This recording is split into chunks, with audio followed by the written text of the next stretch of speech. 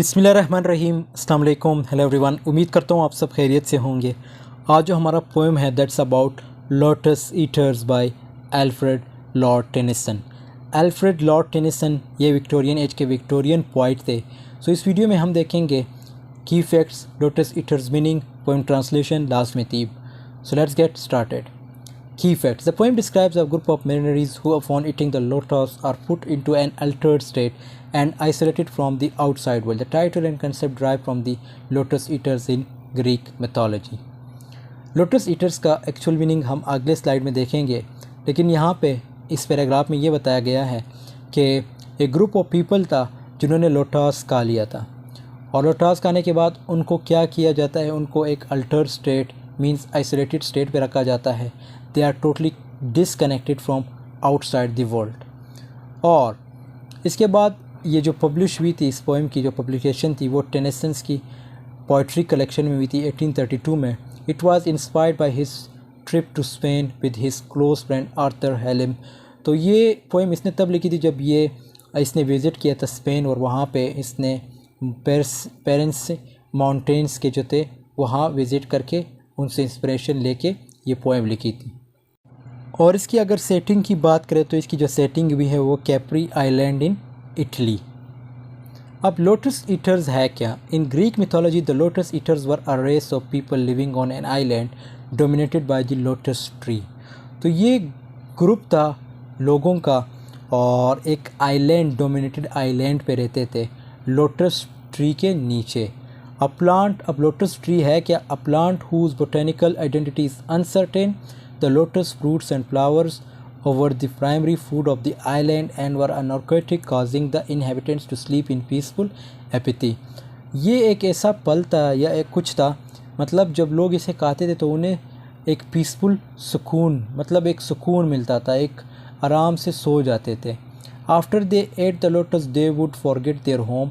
और ये फल खाने के बाद वो अपने घर वगैरह, अपने जो लव्ड वंस हैं उनको भूल जाते थे। and only long so stay that they fellow lotus eaters, those who ate the plant, never cared to report nor return। और ये फल खाने के बाद कोई भी जो था अपने जो जहाँ से आया था वहाँ जाने की ज़िद नहीं करता था, मतलब वहाँ वापस जाने का उसका दिल नहीं होता था।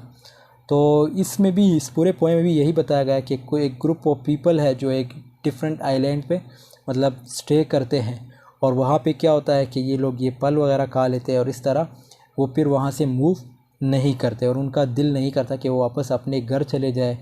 सो figuratively Lotus Eaters denotes a person who spends their time indulging in pleasure. एक ऐसे शख्स को भी कहा जाता है लोटस ईटर जो कि अपना वक्त प्लेयर में गुजारता है, खुशी में गुजारता है, a luxury rather than dealing with practical concern, जिसको कोई कंसर्न नहीं था प्रैक्टिकल काम वगैरह से।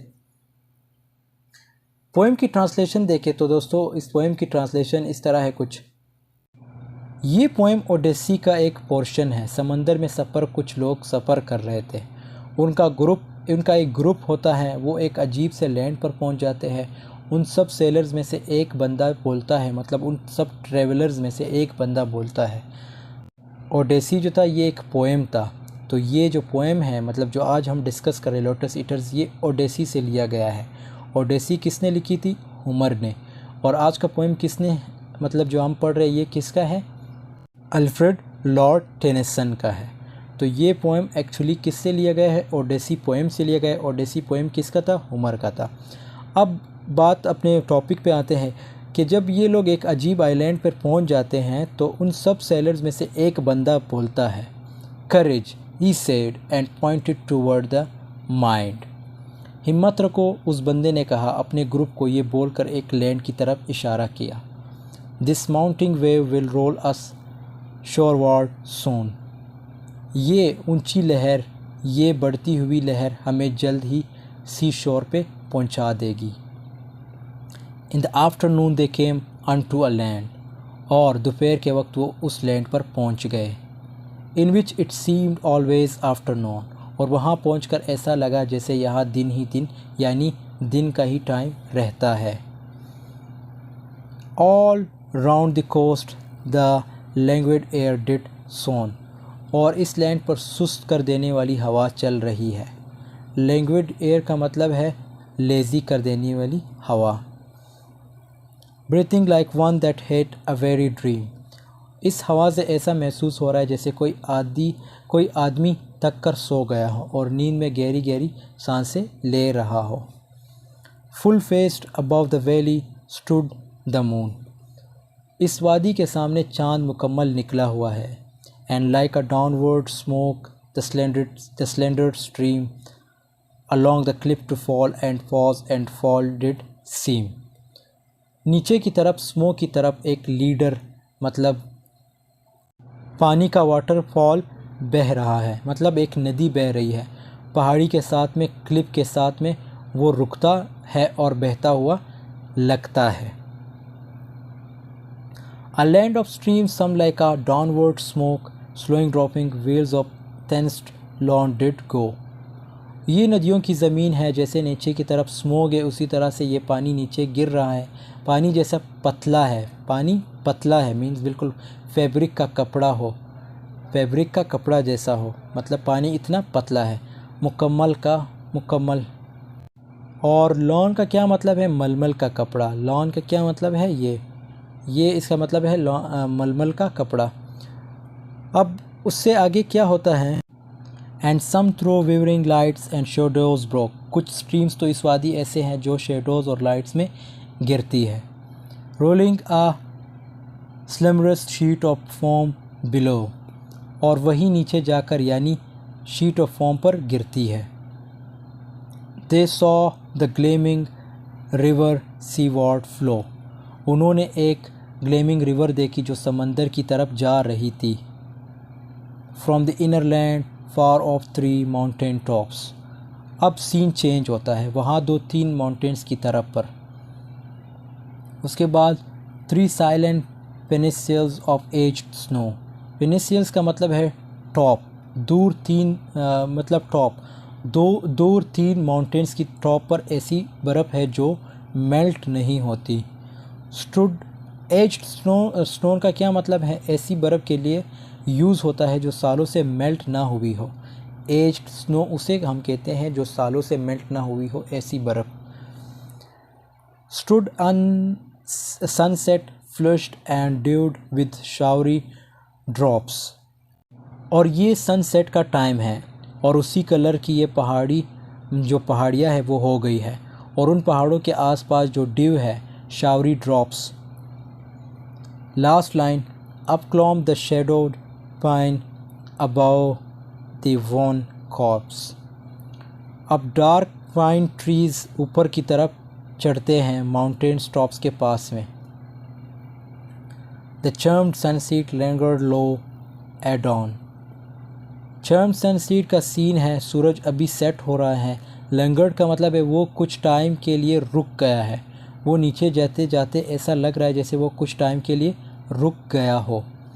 इन the red west through mountains clefts the dale was seen far inland and the yellow dawn, वो वेस्ट में जब सूरज डूबता है तो आसमान का कलर रेड हो जाता है, मतलब वेस्ट में जब सूरज डूबता है तो आसमान का कलर रेड हो जाता है, और माउंटेन की दरारों में से हम जो है क्या करते हैं, स्काई को देख सकते हैं, और वहाँ दूर इनलैंड में येलो कलर के खेतों को।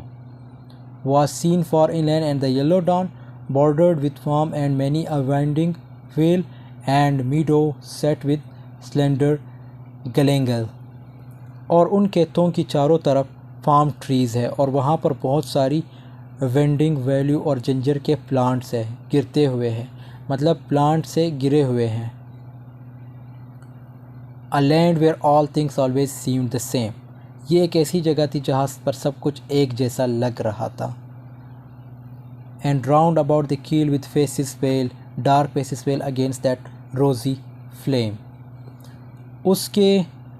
उसके बाद वो जो सेलर ग्रुप ने डार्क फेसेस देखे, सनसेट का टाइम था और ये रोज़ी फ्लेम उन चेहरों को फेल दिखा रही थी। वो लोग अगर हमारे इर्द गिर्द इकट्ठे हो गए, the mild eyed melancholy lotus eaters came, अब क्या होता है, काम और फ्रेंडली और उनके आइज़ थी और उनको बोलते थे लोटस ईटर। जो लोग इस लैंड पे रहते थे उनको लोटस ईटर्स बोला जाता था और वो लोग हमारे पास आए। अब लोटस ईटर्स का ज़िक्र आ गया कि लोटस ईटर्स इनके पास आ गए। अब आगे होता क्या है देखते हैं। Branch they bore of that enchanted stream laden with flower and fruit whereof they gave to each but who did receive of them। वो लोटस ईटर्स अपने साथ अपने फेवरेट खाने की चीज़ें लाए थे, लात कर लाए थे, मतलब एक चीज़ में लेकर आए थे, एक शापर टाइप जिसमें फ्लावर और फ्रूट के साथ में, मतलब उसमें फ्लावर्स और फ्रूट थे साथ में, और उन्होंने हम सब में से एक एक को खाने की ऑफ़र की, लेकिन हम में से कुछ ही लोगों ने उनके ऑफ़र को एक्सेप्ट किया। And taste to him the gushing of the wave far far away did seem to mourn and grave on alien shores, and if his fellow spake। और टेस्ट किया और उनके लोटस ब्रांचेस को test करते हैं, waves का sound आने लगा, यानी कि लहरों का साउंड आने लगा। ऐसा लग रहा था जैसे दूर वो वेव्स रो रही हो, कुछ बोल रही हो उस एलियन शोर्स पर। और वो जो सेलर्स थे जिन्होंने लोटस का लिया था, वो जब बोले, अब वो क्या बोले, His voice was thin as voices from the grave। उनकी आवाज़ थिन हो गई, लोटस ईटर्स खाने से उनकी आवाज़ क्या हो गई थी, थिन हो गई थी, और उनकी आवाज़ बिल्कुल ऐसे लग रही थी जैसे सीधा कब्र से आ रही हो। And deep asleep he seemed yet all awake, and music in his ears is beating heart did make। वो लोटस खाने के बाद ऐसा लग रहा था जैसे वो डीप स्लीप में हो और जागते हुए भी हो, और वो अपने हार्ट बीट की आवाज़ सुन सकते थे जैसे कोई म्यूज़िक का साउंड हो। They sat them down upon the yellow sand. Lotus खाने के बाद जो है मीन्स बीच की जो पीली रेत है उस पर बैठ गए, येलो सैंड पर बैठ गए। Between the sun and moon upon the shore, और उस सी शोर पर सन भी है, सन भी नहीं था और मून भी नहीं था, मीन्स वहाँ पर न सन था न मून था और शाम का टाइम था। And sweet it was to dream of fatherland of child and wife and slave but ever more. और वो एकदम मगन हो गए, स्वीट ड्रीम्स देखने लगे, अपने घर के बच्चों के बीवी के नौकर के, मतलब उन सब के ड्रीम्स देखने लगे।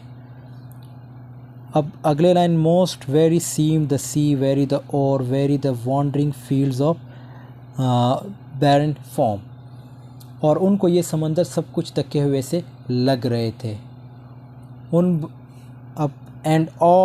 And then someone said we will return no more. और उन बंदों में से एक ने कहा कि हम लोग अब टूट गए हैं और हम लौट कर वापस नहीं जाएंगे, अपने घरों की तरफ वापस नहीं जाएंगे। And all at once they said they sang our island home is far beyond the wave we will no longer Rome.